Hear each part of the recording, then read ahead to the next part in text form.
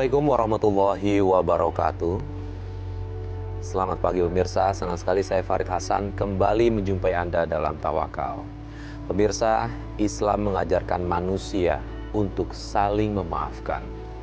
Lalu bagaimana jika ada orang tua yang melakukan kesalahan, sementara anaknya tidak bisa memaafkannya? Apakah itu pantas dilakukan seorang anak terhadap ibunya? Terkait dengan itu pemirsa, sudah bersama kami di studio Ibu Titin. Assalamualaikum Ibu Titin. Waalaikumsalam. Gimana kabar Ibu Titin? Baik. Baik, alhamdulillah ya. Pemirsa, Ibu Titin ini adalah salah satu ibu yang selama ini mencari pintu maaf dari anaknya. Dan juga tidak hanya Ibu Titin, di studio sudah hadir bersama kita Bapak Ustadz Abdurrahman. Assalamualaikum Pak Ustadz. Waalaikumsalam.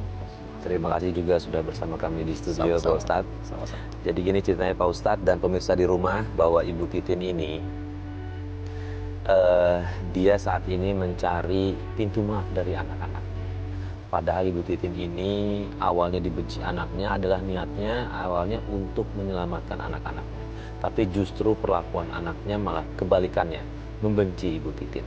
Baik, Ibu Titin boleh cerita aja langsung ke kita, apa yang menyebabkan anak-anak Ibu Titin ini begitu marahnya sama Ibu Titin hingga nggak bisa kasih maaf sama sekali? Begini, Pak Farid maupun Pak Ustadz, saya awalnya anak saya punya suami bercerai. Yang suami pertama itu punya anak satu perempuan Ya. namanya. Ya, setelah itu saya bercerai, terus saya nikah lagi, mempunyai anak dua putri. Dua putri. Dua putri dari anak suami yang kedua. Suami yang kedua. Ya. Nah, setelah itu anak saya yang pertama dari suami pertama membuat kesalahan yang akhirnya saya menanggung akibatnya untuk menikah lagi dengan pria yang saya tidak cintai. Sebentar saya potong Ibu Titin. Maksudnya menanggung kesalahan dari anak tuh apa? Emang kesalahannya apa anak? Awalnya anak saya pertama mencuri uang milik pacarnya. Ini yang namanya itu. Iya. Terus? Terus tiba-tiba pacarnya datang, Pak Ustadz, ke tempat saya minta pertanggungjawaban. Karena saya tidak bisa menyelesaikan masalah. Akhirnya saya menuruti permintaan pacarnya anak saya. Apa permintaannya? Demi sebagai pertanggungjawabannya, saya menuruti kemauannya dia.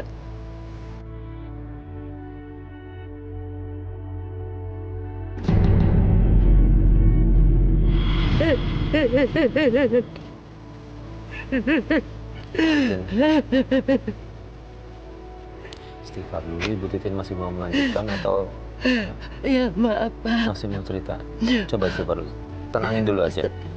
Ya, tenangin dulu. Sampai saya akhirnya hamil dan saya menikah dengan pria itu, Pak Ustadz.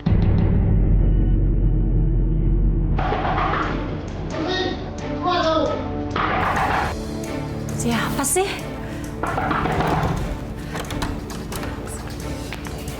Ih, ada apa ini? Mana Susi? Kenapa dengan anak saya? Dia sudah bawa kabur uang saya. Nggak mungkin anak saya kayak begitu. Kamu jangan pura-pura kaget ya. Susi mana? Pasti dia ada di sini kan? Saya nggak percaya ya. Hah? Dia sudah menipu saya. Kamu harus ganti rugi. Kalau tidak, saya akan penjarakan anak kamu. Tar dulu Mas, tolong Mas, jangan penjarakan anak saya Mas. Jangan penjarakan anak saya Mas. Kalau gitu kamu harus ganti rugi. Saya nggak punya duit Mas buat gantiin ya. Saya gini aja, saya akan melakukan apapun yang Mas mau asalkan anak saya nggak dipenjara Mas. Apapun ya. Kalau gitu, kamu puaskan saya malam ini. Maksudnya apa ini? Saya mau tidur sama kamu. Kalau tidak, saya penjarakan anak kamu. Mau kamu? Enggak Mas.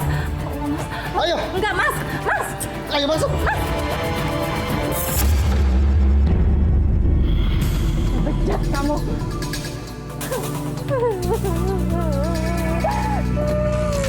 Mas Jono, Susi. Mama, berani-beraninya ya kamu sama Mama kok. Pergi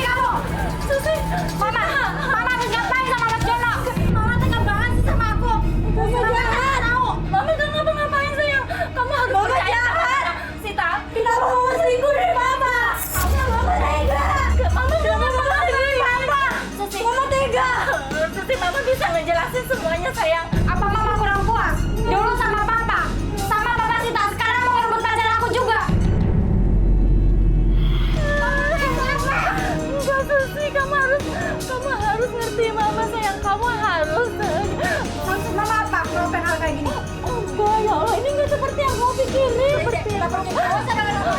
Sita! Status pernikahannya dengan suami yang kedua gimana? Sudah bercerai. Sudah bercerai? Iya, demi untuk menutupi kesalahan anak saya yang pertama. Jadi saya ulangi, ibu menikah kemudian meninggalkan suami kedua dan anak ibu. Tanggapan mereka apa? Marah sekali, Pak Farid, Pak Ustadz. Marah sekali dan benci. Karena saya meninggalkan suami dan anak-anak demi untuk laki-laki lain. Bu Titin udah pernah cerita sejujurnya kenapa bisa itu terjadi? Udah pernah cerita sama suami kedua, sama anak-anaknya? Nggak bisa, Pak Farid. Karena suami saya yang kedua tidak suka sama perilaku anak saya yang pertama. Karena dia sering seenaknya dan semena-mena. Dari dulu suami saya yang kedua tidak suka. Tapi saya sebagai ibunya demi menyelamatin anak saya sempat bicara pun dia akan tidak peduli apapun yang saya lakuin. Pak Ustadz, ini apa yang dilakukan Ibu Titin? Niatnya adalah untuk menyelamatkan anaknya. Artinya kan sebenarnya itu bisa dihindari, bisa tidak dilakukan. Cuma karena landasan itulah, dia karena sayang sama anak dan nggak mau anaknya ada masalah, dia rela menyerahkan dirinya untuk pacar anak. Ini gimana Pak Ustadz? Bismillahirrahmanirrahim.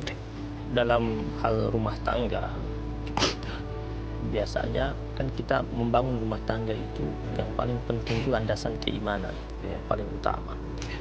Yang cerita dari Ibu Titin ini kan menggambarkan bahwasannya di mana-mana seorang ibu pasti ingin membela anaknya, pasti sayang sama anaknya. Bahkan banyak orang tua bisa saja dia melakukan hal-hal yang kadang-kadang di luar norma-norma agama semata-mata untuk demi anak. Atau bisa saja mengambil sesuatu yang haram untuk menyenangkan anaknya, untuk menjadikan anaknya layak hidup dan sebagainya. Tetapi itu tetap saja menjadi hal yang tidak dibolehkan dalam agama Islam. Makanya kenapa landasan keimanan itu penting. Mungkin saja pada waktu itu terjadi imannya lagi merosot pada waktu itu, sehingga akhirnya segala macam bentuk keburukan atau kemaksiatan bisa saja itu tercipta di saat keimanan itu ada. Karena Nabi pernah mengatakan pencuri itu tidak mungkin dia mencuri ketika dia memiliki tingkatan keimanan yang baik. Berzina itu tidak mungkin dia berzina di saat dia memiliki modal keimanan yang kuat pada waktu itu. Bisa saja yang dialami oleh Ibu Titin pada waktu itu dengan kasih sayangnya yang membabi buta kepada anaknya, yang begitu besar kepada anaknya, ditambah dengan tingkat iman pada waktu itu yang lagi sedang down, sehingga akhirnya yang difikirkan bahwa itu bagaimana menyelamatkan anak, tidak difikirkan bahwa itu bagaimana menyelamatkan iman pada waktu itu, sehingga akhirnya dilakukan hal atau disetujui atau dilakukan, akhirnya terjebak pada perilaku itu, sehingga akhirnya menikah lagi dengan pacar anak. Yang ingin saya tanyakan adalah berlangsung berapa lama itu pernikahan dengan pacar anak ini? Pacar anak. Hampir 6 tahun. 6 tahun betul. Iya. Demi anak, nutupin anak saya daripada dia masuk penjara, Ustadz. Karena ibu menikah dalam di bawah ancaman. Iya. Dan ibu menerima perilaku dari mantan, perilaku dari pacar anak ibu ini karena memang di bawah tekanan juga. Ya, karena saya demi menyelamatin anak saya yang pertama, Pak. Karena dia udah ngancam saya kalau enggak dia mau masukin ke penjara anak saya. Saya sebagai ibu, dan kalau bukan saya yang nyelamatin siapa lagi gitu, Pak. Anak ibu tahu ibu menyelamatkan anak. Udah dijelaskan tapi mereka marah besar karena saya lebih membela laki-laki lain daripada anak dan bapaknya. Maksudnya Pak Ustadz, anak ibu ini yang namanya ini tahu ibu nikahin pacarnya? Iya, dia marah besar, bahkan membenci saya sampai sekarang. Sekalipun saya jelasin dia tidak mau mengerti, malah dia pergi. Penjelasan saya sampai sekarang dia nggak mau tahu apapun, Pak Ustadz. Bahkan saya sudah nggak mau tahu lagi tentang saya. Gini Bu, saya mau tahu juga bagaimana kehidupan rumah tangga ibu nih dengan suami yang ketiga? Saya sering disakitin, Pak Farid, Pak Ustadz. Saya sering disakitin. Mungkin dia kecewa dengan anak saya. Dia membalas ke saya. Saya belum pernah bahagia. Maka akhirnya dia selingkuh dari saya.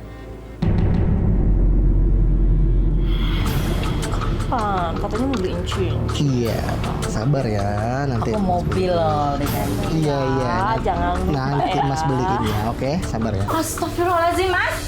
Ngapain kamu sama perempuan-perempuan ini? Hah? Ngapain? Kenapa kamu? Suka-suka saya sama wanita lain. Suka-suka kamu. Aku ini istri kamu. Kalau kamu nggak suka, kamu keluar dari rumah ini. Dasar nggak tahu diri ya kamu. Aku udah rela ninggalin semuanya demi kamu. Hah? Kamu keluar dari sini. Cepat keluar. Jangan kamu ya. Ustaz, ini boleh dibilang mungkin teguran buat, mohon maaf, Ibu Titin atas apa yang ia lakukan nggak Pak Ustaz? Dengan suaminya melakukan itu. Iya. Jadi begini, dalam Islam itu kan pernikahan itu dibangun di atas setidaknya 4 fondasi. Ya. Sakinah, mawaddah, rahmah, dan amanah. Sakinah itu artinya kedamaian, ketenangan, keteduhan yang dinamis. Karena saat untuk mendapatkan sakinah dia pasti ada dinamisnya di situ. Orang dalam bahasa Arab kita menyebut tempat tinggal itu sakan. Satu atap dari satu sakan, satu tempat tinggal. Orang sakinah diamnya bersama-sama. Kemudian kalau sakinah itu sudah muncul, maka hadirlah mawaddah. Mawaddah itu bukan cinta biasa, mawaddah itu cinta plus. Cinta yang dikaitkan karena Allah Subhanahu wa taala. Pernikahan yang ketiga ini pernikahan yang tidak ada mawaddahnya. Tidak karena Allah. Tidak karena Allah. Karena bukan cinta plus itu. Karena hanya sekedar nafsu. Makanya kenapa yang laki-laki ini seakan-akan dendam, karena dia mahkotanya mahkota dendam ketika dia menikah dengan Titin. Kemudian ketika mawaddah itu tidak ada, bagaimana mungkin akan sampai kepada rahmah? Iya. Rahmah itu kasih sayang yang sangat indah. Kalau kita melihat rahmah itu seperti apa sih? Lihat pasangannya sudah sampai kakek nenek itu. Kalau sudah sampai kakek nenek itu kan baunya sudah aneh-aneh, bau tubuhnya sudah lain ya.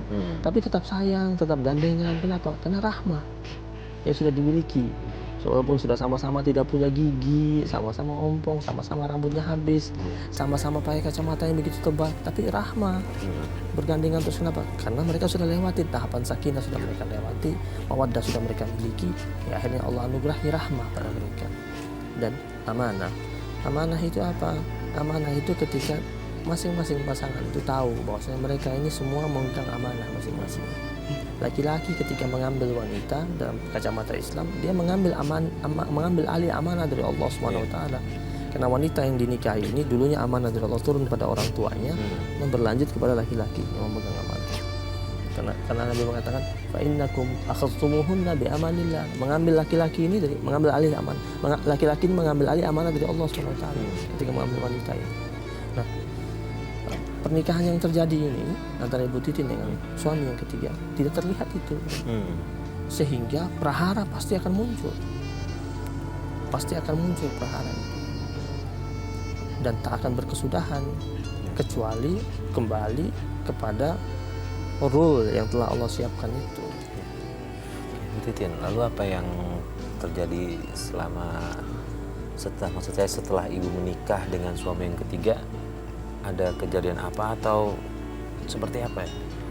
Setelah tahu dia selingkuh, ya. Saya terpaksa mengambil keputusan saya meninggalkan dia dan saya meninggalkan dari rumah. Saya minta cerai sama dia gitu loh, Pak. Ya. Saya udah nggak mau lagi sama dia. Saya pergi sama bawa anak saya yang paling bungsu. Itu anak dari Suami ketiga. Suami ketiga, Iya, jadi udah sempat masih punya. kecil, iya. Oke, terus Ibu kemana? Pergi kemana? Saya coba memberanikan diri saya nemuin anak saya yang dari suami kedua. Tapi Setelah itu? dengan saya sampai sana, mungkin anak-anak saya sudah terlanjur benci terhadap saya. Saya tidak diterimanya bahkan diusir sambil didorong. Semoga Sita mau maafin saya dan mau mengerti. Sita, Assalamualaikum. Waalaikumsalam. Sita, Ibu? Dedi, Iya, Ibu. istri kamu ada? Ada, Ibu. Ibu, silakan duduk dulu, Bu. Sita. Sita. Sita. Sita, Ada Ibu, Sita. Kenapa ini Mas ada di sini? Sita, Sita, mama kamu nggak boleh kangen sama begitu, kamu Sita. sayang. Saya nggak punya mama. Sita, maafin mama, nah. Mama tahu mama salah. Mama ngelakuin ini karena suatu hal, sayang. Anda sudah ninggalin saya demi pria lain. Sita, kamu nggak boleh begitu. Itu ibu kamu, Sita. Diam, Mas. Aku pengen Anda keluar. Sita dengerin mama dulu, sayang. Saya nggak punya mama. Sita, mama memang salah. Saya sudah meninggal. Sita, mama ngelakuin ini demi kakak kamu. Keluar. Saya nggak mau Anda di sini. Mama mau ngejelasin sama kamu, Sita. Lazim, Sita, kamu tega banget sih.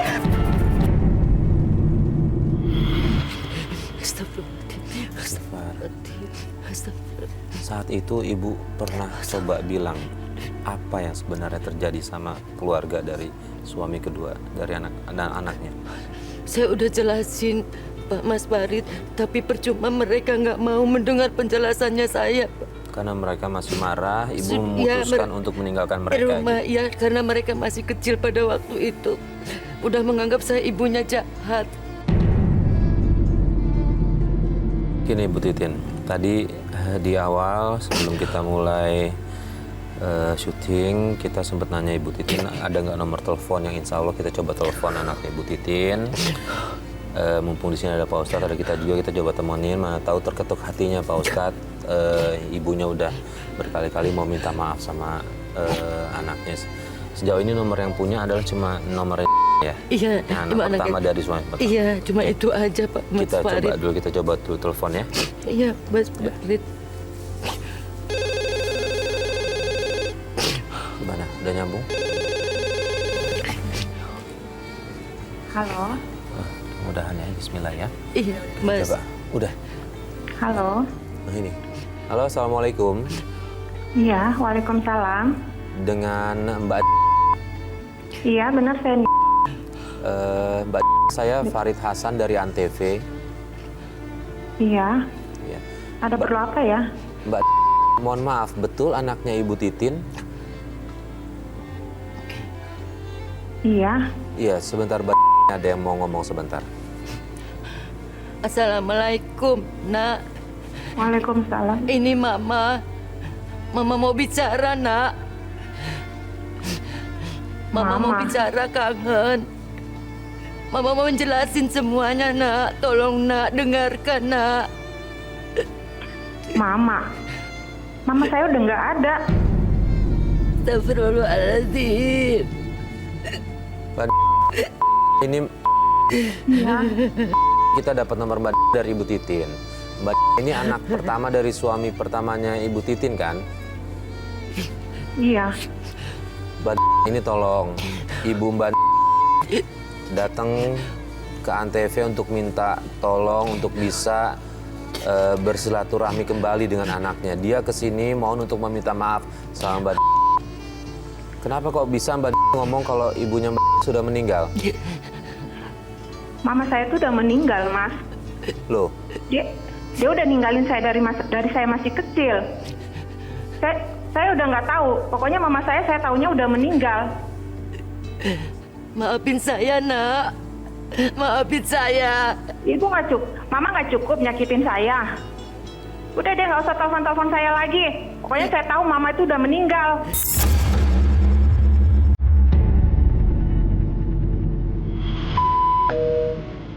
Tuh kan Mas Farid. Mereka sudah nggak benci saya. Pak Ustadz. Saya sakit, Pak Ustadz. gimana nih Pak Ustadz? Kita udah coba hubungi anaknya. Anaknya lagi-lagi tetap nggak mau terima ibunya. Bahkan sudah menganggap kalau ibunya ini sudah meninggal. Dalam Islam tidak ada bekas ibu, tidak ada bekas ayah. Ya. Dalam Islam satu-satunya perintah setelah bersyukur kepada Allah itu bersyukur kepada orang tua. Dalam Al-Quran, anishkurli wali walidayka ilayyal masir. Hendaklah engkau bersyukur kepada aku Allah, kata Allah. Kemudian yang kedua, wali walidayka, digandeng katanya setelah bersyukur kepada Allah, bersyukur kepada kedua orang tua. Nah, bentuk syukur kita kepada kedua orang tua itu apa? Ketika masih hidup berbakti setulus-tulusnya. Bahkan ketika orang tua kita berbeda akidah sekalipun dengan kita, itu tetap Allah perintahkan wasahibuhuma fid dunya ma'rufa. Tetap kita diperintahkan untuk mempergauli orang tua kita, berhubungan dengan kedua orang tua kita, memenuhi segala macam bentuk kebutuhannya. Beda akidah loh, beda pemahaman agama. Tetap Islam dengan begitu indah menyuruh kita untuk tetap merajut hubungan baik dengan kedua orang tua kita. Dalam kasus Bu Titi ini, Bu Titi memang melakukan kesalahan, dan Bu Titi menyadarinya dan menyesalinya, dan ingin kembali ke jalan yang benar-benar dianjurkan oleh Allah Subhanahu wa Ta'ala. Alangkah tidak patut bagi seorang anak ketika dia tidak menerima kembalinya sang ibundanya. Ibundanya mengakui kekhilafannya, kesalahannya, ingin berpeluk hangat lagi dengan sang anaknya, dan ketika anak tidak memaafkannya, dosa besar bagi seorang anak ketika dia tidak memaafkan orang tuanya. Ya, apalagi ketika orang tua sudah berusaha untuk menempuh jalan kebenaran, kemudian anak ini kan karena anak ini dikuasai oleh amarah, oleh dendam, jadi sehingga akhirnya pintu maaf tidak terbuka. Nah, kalau posisi ibunya sendiri nih, Pak Ustadz, ketika anak sudah tidak memberikan maaf, apakah dosa-dosa yang lalu yang ibu ini lakukan diampuni oleh Allah? Dan mengenai dosa ini kan ada dua hal. Yang pertama, dosa kita berkaitan dengan Allah langsung. Ketika dosa kita berkaitan dengan Allah, Sebentar. caranya Ini teleponnya. Telepon. Angkat aja, coba angkat. Anak ini Pak Ustadz. Iya.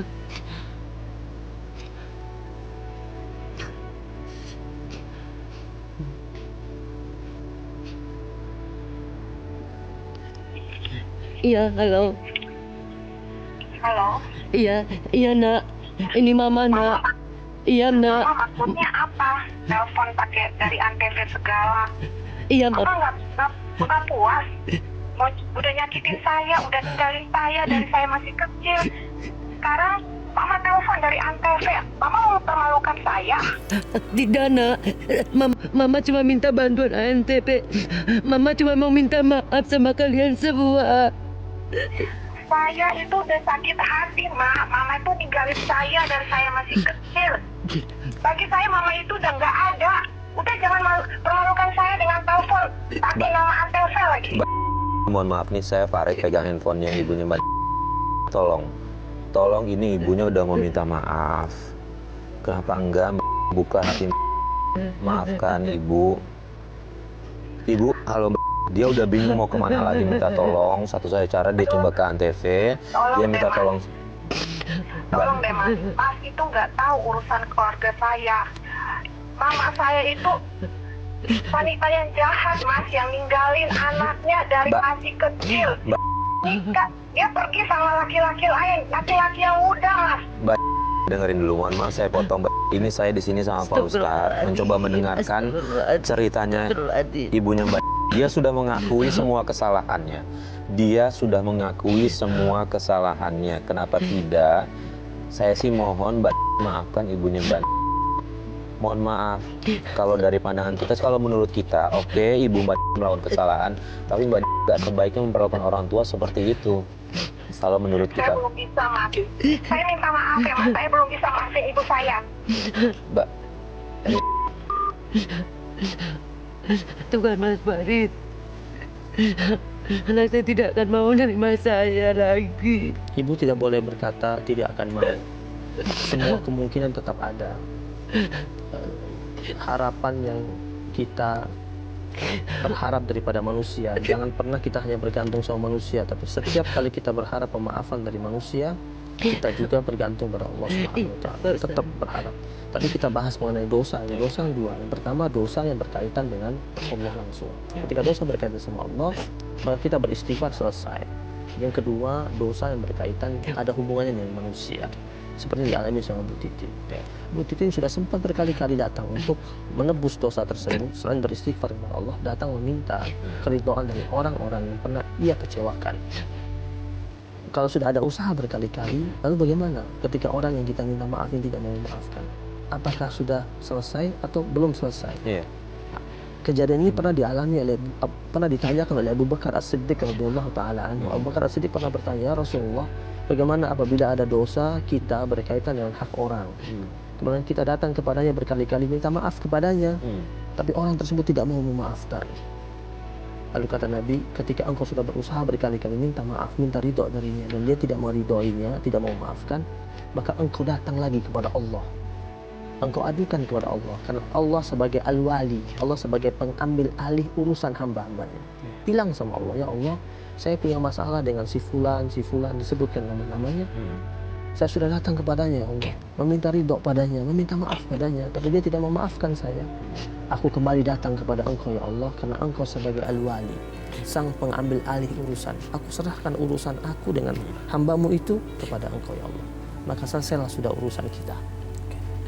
Pak Ustadz, saya mohon bantuan Pak Ustadz, coba ngomong ke kamera. Siapa tahu Mbak ini bisa nonton, tolong dinasihatkan Mbak. Ibu sudah mengakui kesalahannya, silakan Pak Ustadz. Ya, kepada Mbak, saya berharap dengan tulus atas nama ibundanya Mbak, setidaknya wanita yang pernah melahirkan Anda, wanita yang pernah menyusui Anda, wanita yang pernah menggendong Anda di waktu kecil, wanita yang pernah menyelimuti Anda ketika Anda kedinginan. Ingatlah segala macam kebaikan yang dilakukan oleh ibunda Anda itu. Dan ibunda Anda telah datang kepada Anda berusaha meminta maaf, maka bukalah pintu hatimu yang sebesar-besarnya. Yang membuat tidak mau memaafkan itu disebabkan aroma kemarahan dan kebencian yang bergelayut di hati. Jika Madinah, buang jauh-jauh kebencian itu, buang jauh-jauh segala macam bentuk dendam, dan ingat baik-baik segala macam bentuk kebaikan dari ibunda yang telah melahirkan Anda. Maka insya Allah akan mampu membuka pintu hati untuk memaafkan ibunda. Dan betapa besarnya pahala orang yang mudah memaafkan. Karena orang yang mudah memaafkan, Rasul janjikan di surga Allah Subhanahu wa taala di tempat yang sangat tinggi sekali. Amin. Sangat mulia. Dan mudah-mudahan banyak mendengarnya ini, dan jangan sampai nanti menyesal di kemudian hari tidak memaafkan orang tua kandungnya sendiri disebabkan hati membara dengan dendam dan emosi itu. Bu Titin, Ibu sekarang tinggal di mana? Saya di kontrakan Pak Walid sama anak saya yang kecil. Tapi belum lama anak saya kecil yang harapan saya yang terakhir sudah dibawa lagi kabur sama bapaknya yang kedua. Saya sekarang hidupnya sendiri Pak Ustadz, Mas Walid. Dan saya meminta tolong Pak Ustadz. Saya kadang-kala maaf menanya boleh Pak Ustadz. Kadang-kala saya udah nggak kuat untuk atasi semua ini karena udah puluhan tahun saya pengen meluk anak saya aja nggak bisa. Tapi kan saya kadang-kala sendiri, kadang-kala saya suka lupa. Udah nggak benar pikiran saya karena saya hidup sendiri Pak Ustadz. Gimana caranya ngatasin biar saya kuat ngadepin semua ini Pak Ustadz? Yang penting Ibu sebenarnya jangan pernah merasa sendiri. Karena setiap hamba Allah yang beriman itu dia tidak pernah merasa dia sendiri. Kenapa? Karena ada Allah bersamanya. Ya, kalau Ibu merasa di diri Ibu sendiri, nanti setan yang datang masuk. Akhirnya setan akan memasukkan segala macam bentuk pikiran-pikiran jahat dan tidak baik dalam kepala Ibu. Yang paling penting ini, Ibu sudah merasa bahwa Ibu dulu pernah berbuat salah dan Ibu ingin kembali. Ya. Allah katakan di Al-Quran, walladzina, dalam surat Al-Imran, walladzina idza fa'alu fahishatan aw zalamu anfusahum dzakarullah. Ingat Allah paling penting itu. Yaitu, kata Allah, orang-orang yang berbuat fahisyah, pernah melakukan perbuatan keji sebelumnya, aw zalamu anfusahum, atau dalam kehidupan mereka pernah melakukan kezaliman terhadap diri mereka sendiri. Kemudian zakarullah, tapi orang itu tiba-tiba dia ingat sama Allah Subhanahu wa taala. Dan ketika dia ingat Allah, fastaghfaru li dzunubihim, maka kemudian dia beristighfar terhadap dosa-dosa. Jadi syarat untuk sampai pada tingkatan permohonan ampun kepada Allah itu dia ingat Allah. Nah, syaratnya apa kalau kita sudah mendapatkan pengampunan dari Allah? Walam yusirru ala ma fa'al. Yang penting ibu tidak mengulangi perbuatan ibu sebelumnya. Iya Pak Ustadz. Yang penting ibu tidak meneruskan lagi kejahatan-kejahatan yang lalu. Iya Pak Ustadz. Baik, terima kasih Pak Ustadz Rahman. Bu Titin, insya Allah ya mudah-mudahan ya mulai hari ini serahkan semua pada Allah. Iya, amin. Amin. Tawakal, yang penting istiqomah. Iya. Tetap saya titip pesan buat gimana caranya ibu memberikan pendidikan agama sama anak ibu yang paling kecil itu nanti. Ya. Terima kasih Bu Titin sudah hadir bersama kami, Iya, sudah berbagi kisah. Mudah-mudahan ini menjadi pelajaran yang bisa diambil dari pemirsa di rumah yang ketika memiliki kasus yang sama dengan Bu Titin atau bahkan tidak sampai terjadi. Pak Ustadz, terima kasih atas semua tausiahnya. Semoga bermanfaat bagi Bu Titin dan juga pemirsa di rumah. Dan pemirsa, sampai di sini Tawakal. Terima kasih atas perhatian Anda. Saya Farid Hasan undur diri. Wassalamualaikum warahmatullahi wabarakatuh. Waalaikumsalam.